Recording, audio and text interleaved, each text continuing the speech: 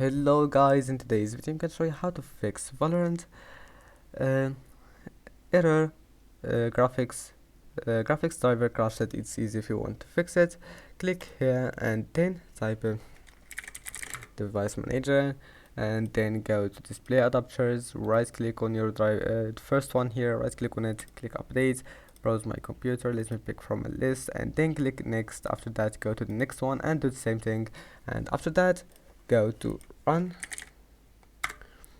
go to %local app data, scroll down until you find Valorant, save it, config, delete crash report client, go back, delete web cache, and then just restart your PC and try again. And if that doesn't fix your problem, then all you need to do just download NVIDIA GeForce Experience. If you don't have it, just download it and then go back here, go to drivers, click check for updates to see if there's an update for your GPU, and then just click download and install it, and then your problem will be fixed. And see you in the next video.